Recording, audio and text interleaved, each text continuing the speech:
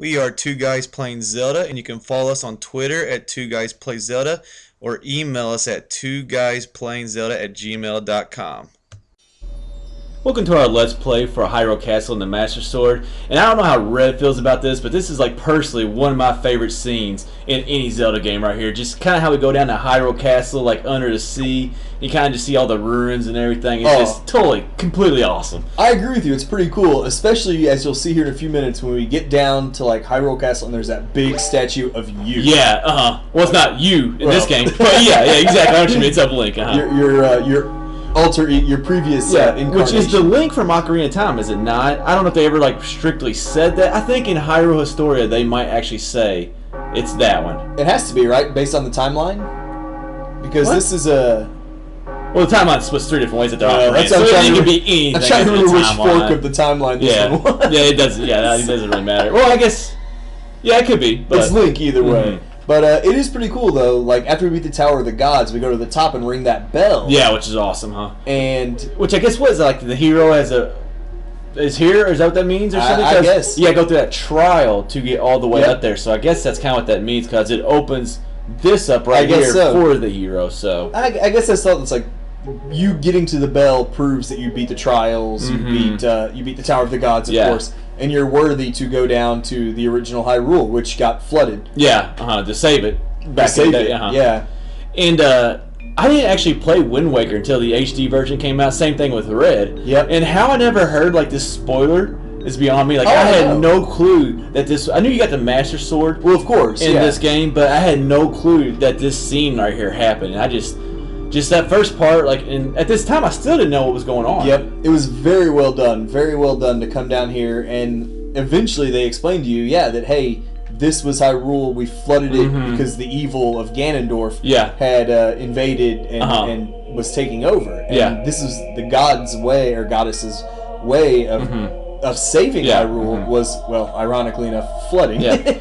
Well, this is biblical. Well, this is the only game that we actually see Hyrule in ruins. I wouldn't say in ruins, but you know what I'm saying, like in past form or something. Exactly. A word like that. It's destroyed. I mean, it's basically destroyed. Yeah, like either the games don't have Hyrule in them at all. Yep. Or they're the main, obviously, setting. Yeah, it's kind of cool seeing it as like what it once was. Exactly. In a game, and so. Yep, it's nice. It's a nice touch. Be like, hey, this new world above water is like, hey, things used to be a lot different. Yeah, down here.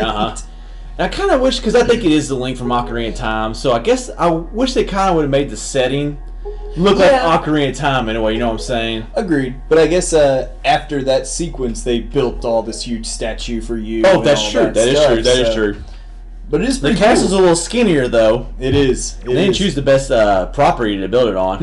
Let's put it right here on the end of this big cliff. Well, let's put it underwater. Yeah, they built the castle first and then flooded it. Not their fault. No. But at least at the edge of the cliff, it's defensible. But I will agree, you come in and you see like these petrified, I guess, enemies.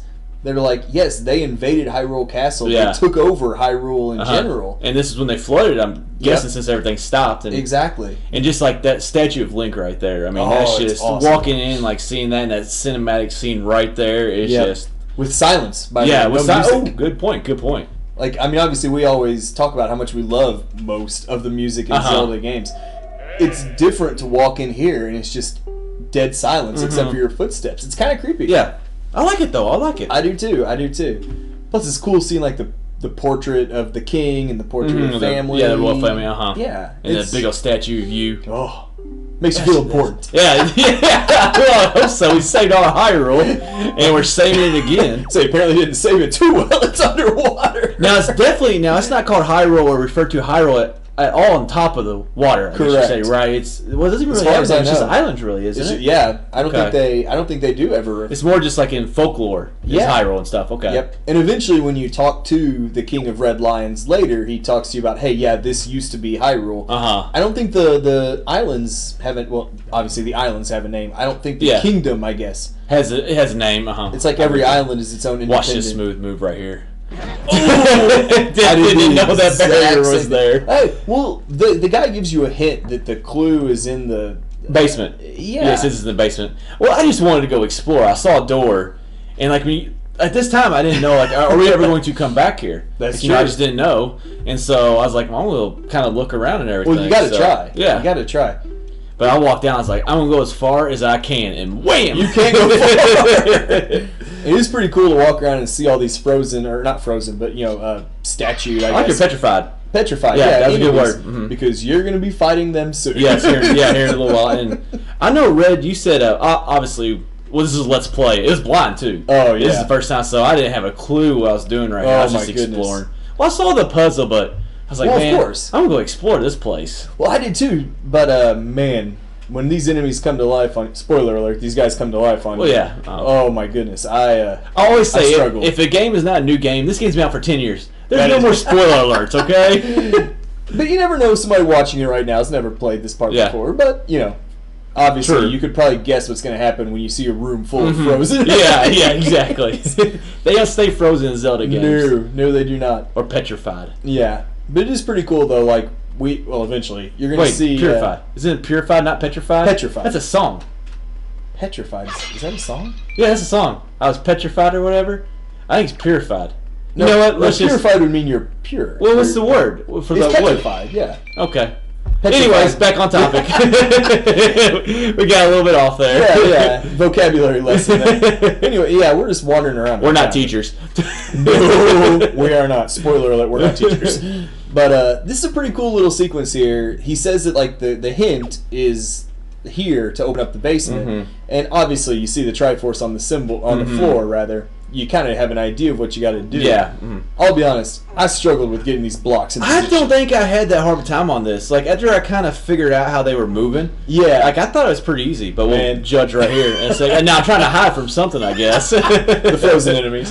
But no, I had a hard time getting these to move the way I wanted them to, and the dark triangles are like barriers, walls, that you can't push it around.